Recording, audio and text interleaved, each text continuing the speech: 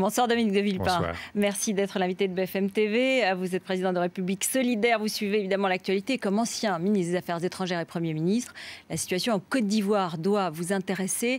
Les forces d'Alassane Ouattara encerclent Abidjan. On s'inquiète, peut-être un bain de sang, peut-être la capitale... Enfin, en tout cas, la ville peut être prise par Alassane Ouattara. Que va faire Laurent Gbagbo? Qu'est-ce qu'il faut qu'on fasse, nous les Français?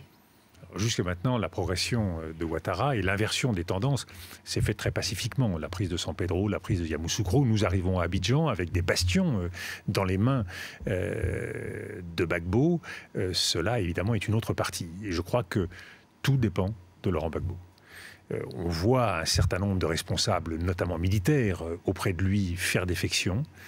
L'homme est tiraillé entre, d'un côté, le caractère messianique de la mission qui est la sienne, les forces magiques et religieuses qui l'entourent, le poids de son épouse Simone Gbagbo, et d'un autre côté, parce que l'homme est intelligent, l'homme est cultivé, les forces de la raison, c'est un historien, il connaît l'histoire, je crois qu'il mesure bien l'enjeu, je crois qu'au fond de lui-même, le débat doit être difficile. Voilà, là, on est quand même dans une phase où ça peut basculer, où ça peut être un bain de sang. C'est bien pour ça que le choix... Le débat intérieur, il doit être rapide. Oui, le choix est intime. Oui. Le choix est intime. Tout ce que Gbagbo a fait au cours des dernières années, le combat de sa vie, qui était le combat d'un résistant, de quelqu'un qui a connu la prison pendant de longues années, qui a mené des combats pour ses idéaux. Est-ce qu'il faut brûler tout ça au nom d'une obsession et au risque d'une violence dont les Ivoiriens paieront tous le prix? Vous lui dites quoi ce soir, vous? Alors, je dis, écoutons la voix de la raison et de la communauté internationale. Il y a une résolution du Conseil de sécurité qui est particulièrement claire et qui dit à Alassane Ouattara et le président de la République ivoirienne, Laurent Gbagbo doit partir, un processus de sécurisation doit être lancé, il y a des forces de médiation de l'Union africaine, de la CEDEAO. Il faut qu'il soit accueilli en Afrique, ou est-ce qu'on peut l'accueillir en France? Toute la question aujourd'hui, c'est de savoir l'avenir qu'on lui réserve. Et je crois qu'il faut apporter des garanties pour éviter un bain de sang, des garanties pour Laurent Gbagbo, pour les siens. La vraie question, elle se pose en Côte d'Ivoire comme partout en Afrique. Nous avons à l'évidence un problème pour les anciens présidents qui ont occupé le pouvoir et pour qui l'alternance signifie non seulement la mort politique, mais des conséquences très lourdes en matière ethnique, en matière personnelle. Donc je crois qu'il faut réfléchir à garantir l'avenir des anciens chefs d'État, trouver le moyen d'un statut de l'opposition qui préserve l'équilibre ethnique en même temps que l'alternance. Donc vous voyez, c'est une réflexion profonde. En Afrique, l'alternance, elle est souvent sanglante parce que ceux qui gagnent, eh bien, ne laissent rien à ceux qui perdent. Ils éliminent.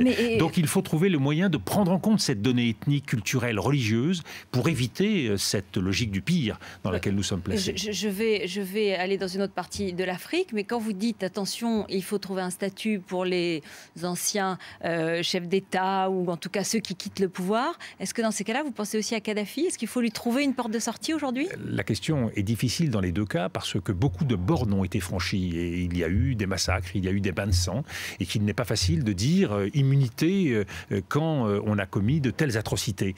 Mais c'est là où la responsabilité internationale, celle des Nations Unies, celle des dirigeants africains, est une responsabilité lourde. Est-ce qu'on va dans le sens des commissions qui ont existé en Afrique du Sud, vérité et justice, vérité et pardon, ou est-ce qu'au contraire, on pratique le jusqu'au boutisme au risque de nouveaux bains de sang? Quel est votre avis? Ma conviction, c'est que le pragmatisme doit l'emporter. C'est vrai qu'au regard de la catastrophe qui s'annonce à Abidjan, je crois que l'on peut prendre le risque de donner des garanties à Laurent Gbagbo pour éviter le sacrifice d'une population qui serait dramatique. Et à Kadhafi ? Le problème est le même pour le colonel Kadhafi. Est-ce qu'il faut encourager certains États de l'Union africaine qui sont prêts à le recevoir ou encourager le président Chavez à le recevoir? Mais la situation est différente sur le terrain parce que nous voyons aujourd'hui la rébellion, l'insurrection freiner et marquer le pas. Aujourd'hui, ce sont plutôt les forces du colonel Kadhafi qui reprennent l'initiative et qui sont en bonne position. Là, la question, elle est différente pour la communauté internationale. Est-ce que nous devons poursuivre sur le terrain une offensive militaire au-delà de la résolution en 1973 qui protège les populations? Je ne le crois pas. La communauté internationale en Côte d'Ivoire comme en Libye a pour seule vocation la protection des populations. Pas question de livrer des armes, par exemple, aux insurgés libyens. Pas question de livrer des armes offensives aux insurgés libyens, parce que ces armes pourraient se retrouver dans des mauvaises mains, et notamment dans des mains terroristes, parce que cela déstabiliserait l'ensemble de la sous-région, Niger, Mali, Soudan, région extraordinairement fragile. Donc, je crois que c'est davantage un processus politique et diplomatique qu'il faut mener, avec des sanctions comme menaces, sanctions économiques et financières, avec la perspective de la saisine de la Cour pénale internationale, avec le gel des avoirs. C'est par ces moyens de pression que l'on doit convaincre le colonel Kadhafi et les siens. Un petit mot juste personnel. Quand vous avez vu Alain Juppé à la tribune de l'ONU, vous vous êtes dit bon, il n'a pas été aussi bon que moi, ou alors oh, il est pas mal. Vous avez comparé avec votre propre discours? Non, la comparaison ne joue pas sur des sujets aussi différents. Et puis surtout, c'est le plaisir et la satisfaction de voir la France en initiative. Vous savez, ça, c'est quelque chose qui n'a pas de prix que de voir notre pays à l'avantage, à l'initiative. C'est un peu la langue de bois, ça, Dominique de Villepin. Vous voudriez que la jalousie l'emporte sur le bonheur d'être français? Là, vous vous trompez, Ruth Écrief. Je suis sûre qu'on doit se dire, tiens, ben voilà, on compare. Non, mais d'autant moins qu'Alain Juppé est un ami de longue date. Et n'oubliez pas que quand il était ministre des Affaires étrangères, entre 93 et 95, j'étais son directeur de cabinet. Donc absolument. Vous voyez, tout ce qui lui réussit me fait plaisir. François Hollande, vous étiez un camarade de l'ENA, n'est-ce pas? Il était avec vous à l'ENA et c'est quelqu'un que vous connaissez donc évidemment depuis très longtemps. Ouais. Ça vous fait aussi plaisir qu'il soit candidat ce soir à la primaire? Écoutez, moi j'ai toujours eu la conviction que François Hollande était quelqu'un de bien. C'est quelqu'un qui a des convictions, c'est quelqu'un qui a le sens de l'État et c'est quelqu'un qui a véritablement une passion politique. Donc oui, voir des personnalités de cette qualité rentrer dans le combat politique, dans le jeu politique pour les Français, oui, ça me réjouit. Est-ce qu'il peut battre Nicolas Sarkozy ? Nous n'en sommes pas là. Nous sommes dans un processus qui va être extrêmement long. 13 mois, c'est Il va falloir d'abord survivre à un processus de primaire qui peut fonctionner comme une moulinette et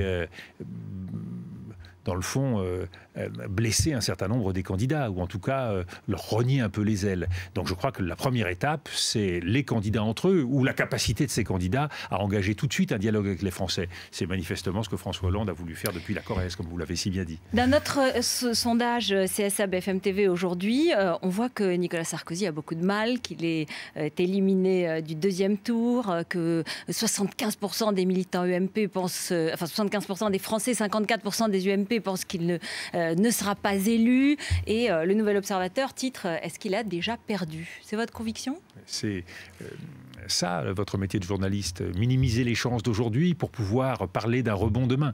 Je crois que les choses sont totalement ouverte, c'est ça la politique. La politique, c'est la capacité des hommes à un moment donné à reprendre les choses en main. Alors c'est vrai, la réalité, c'est très très difficile aujourd'hui. Mais ce qui arrive à Nicolas Sarkozy arrivera demain au Parti Socialiste. C'est la crise des grands partis. Les grands partis sont enfermés sur eux-mêmes, sur des idéologies, sont coupés des réalités des Français. Les questions du pouvoir d'achat, qui les traite aujourd'hui? Les questions de sécurité, d'emploi. Ils sont pris dans des machines partisanes compliquées. Et là, les socialistes vont se diviser sur les primaires pendant de très longs mois et donc s'éloigner un peu des réalités nationales.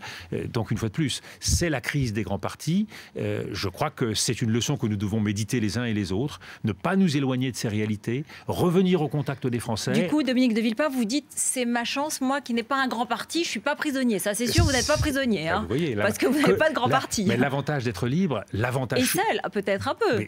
Mais quelle chance en politique. Vous savez, la solitude, c'est ce qui permet de mûrir des convictions et c'est ce qui permet de mûrir le sentiment d'un destin. Donc la solitude, il faut faire... Ne vous fait pas peur, mais elle est peut-être pas synonyme de succès quand même. Écoutez, historiquement, elle a permis un certain nombre de succès. Les grands parcours de la Ve République sont des parcours solitaires, ne l'oubliez pas. Ça veut dire que vous êtes vraiment tenté d'y aller quand même, tel que vous voyez la situation, même si vous avez revu 2 fois Nicolas Sarkozy, que ça a l'air de... Ne mélangeons pas les choses. De bien se passer. Voir le président de la République pour apporter une réflexion et une expérience en matière internationale, ça ne lie les mains de personne. Au contraire. Au contraire, j'ai pris soin de marquer clairement mon indépendance vis-à-vis de mon ancienne famille politique, l'UMP, et je suis soucieux aujourd'hui de présenter une alternative, tout simplement parce que je crois que la politique, c'est de servir. Et quand je dis qu'il faut refonder et non pas ajuster à travers des propositions comptables ou de réformes fiscales ou budgétaires, c'est parce que j'ai la mesure de ce qu'attendent les Français. Les Français ne se contenteront pas d'une politique homéopathique avec des jeux d'ombre et de lumière. Ils veulent vraiment un changement profond, une autre façon de faire de la politique. Quand je préconise 10 ministres à travers 10 grands ministères, 8 grandes régions, là où nous en avons 22, c'est parce que je crois que nous n'avons pas les outils pour réussir en Europe et dans la mondialisation.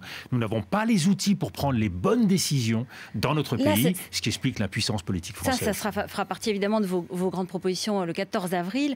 Mais quand même, quand on vous entend critiquer le tournant droitier un peu de Nicolas Sarkozy de ces derniers mois, que vous dénoncez avec beaucoup de vigueur, pas mal de férocité, certaines positions sur l'immigration, sur la manière dont sont traitées ces questions d'immigration, moi j'ai retrouvé quand même, comme vous l'ont reproché certains à ce moment-là, votre loi de 2005 sur l'immigration, ou bien qui était quand même très dure. Vous parliez d'une police de l'immigration, vous parliez de la France passoire. Donc comment croire que vous seriez vraiment différent? Est-ce que votre critique, elle n'est pas opportuniste d'abord aujourd'hui? Mais elle est tout sauf opportuniste. Est-ce que vous m'avez entendu à l'époque, au moment de cette loi, stigmatiser? Est-ce que j'ai ouvert des faux débats qui ont monté les Français les uns contre les autres? Non.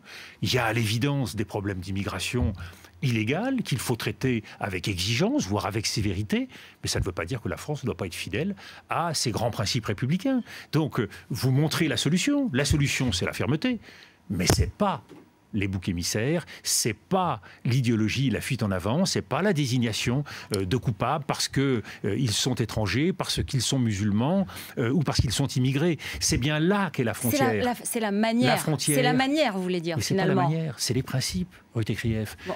La fermeté des principes. Quand on voit les entorses commises aujourd'hui et des débats qui sont utilisés de façon opportuniste pour, dans la crise et dans la difficulté, eh bien stigmatiser l'immigré, le musulman, alors même que nous sommes au milieu d'une crise majeure dans le monde arabe qui devrait conduire la France à s'engager aux avant-postes pour servir la paix et la démocratie dans cette région, eh bien nous voyons bien que nous nous diversissons dans de faux débats. Mais qui en profite? Et la sanction est là. Quand j'ai engagé le combat qui était le mien, par exemple, pour une fermeté en matière d'immigration, vous n'avez pas vu à l'époque le Front National monter? C'est bien la preuve que ma méthode était la bonne. Sur les questions économiques, vous allez parler pouvoir d'achat, vous avez proposé un revenu universel. Mais un revenu citoyen. Un revenu citoyen, c'est pareil. Là aussi, c'est quand même vous qui avez créé le bouclier fiscal. À l'époque, vous trouviez que c'était une bonne idée. Depuis, c'est devenu une mauvaise idée. Ah non, non, Ruth Krief, le bouclier fiscal que j'ai créé... Il était à 60%. Aujourd'hui, vous dites que ça revient à 39%. Bah oui, mais c'est une différence majeure. Bien sûr, mais c'est le principe. Ce sont les principes. Non, le bouclier fiscal était un outil de régulation pour permettre la compétitivité française et ne pas empêcher ceux qui avaient les moyens d'investir, de travailler et de combattre en France. Le bouclier fiscal est devenu au contraire un outil dans la main des plus riches. C'est bien ce que je condamne, puisqu'aujourd'hui nous le voyons bien. La France est riche, il faut le dire. La France est riche et très riche. Parmi les nations les plus riches du monde, 12 000 milliards de patrimoine. Et notre problème, notre grand problème, c'est la répartition de la richesse qui n'est pas conforme aux exigences qui sont les nôtres de justice sociale. Donc vous le voyez, à chaque fois, les choses sont claires. La question n'est pas d'être ferme ou pas ferme. Il faut être ferme, mais être fidèle à nous-mêmes. Et choisir les sujets de débat quand ils peuvent être traités avec exigence et lucidité, et quand les passions s'enveniment, eh bien, revenir à l'essentiel et ne pas céder à la passion ou à la pulsion. Moi, j'entends quand même que vous êtes bien parti pour y aller, mais il y a quand même sur votre chemin peut-être Jean-Louis Borloo, peut-être François Bayrou, qui sont tous un peu autour des mêmes créneaux. Et d'ailleurs, dans les sondages, dans notre sondage, vous êtes autour de 4,5% jusqu'à 7% selon les situations, et vous êtes à peu près autour de 7% dans d'autres sondages. Comment vous ferez pour trancher? Comment vous ferez pour décider si c'est vous, si c'est les autres? Vous savez, ce qui constitue, en l'occurrence, la décision, c'est la force d'un engagement. Cela fait 4 ans que je mène un combat pour rappeler au gouvernement l'exigence de justice sociale et de fidélité aux principes qui sont les nôtres. 4 ans que ce que je dis est perçu comme de la critique. Aujourd'hui, c'est devenu un leitmotiv commun, un élément de bon sens que de dire ce que je dis depuis 4 ans. Quelque part, nous avons fait du chemin, nous avons réussi à convaincre un certain nombre de gens. La réalité est venue montrer que les paroles d'hier n'étaient pas des paroles en l'air et pas des paroles faites pour faire mal. J'aurais beaucoup aimé que le président de la République et le gouvernement accordent un peu plus de crédit à ce que je disais pendant ces 4 années, nous n'en serions peut-être pas là. Vous y rentreriez dans un nouveau gouvernement d'ici les présidentielles? Je l'ai dit, je ne suis susceptible d'aucune ambiguïté dans ce domaine. Je ne veux pas de Marocains, pas de mission. Je suis là pour servir et préparer une alternative. Merci beaucoup, Dominique de Villepin, d'être venu sur BFM TV. Après le journal de Mathieu Coache, on commentera justement ce sondage auquel je faisais allusion. À tout de suite.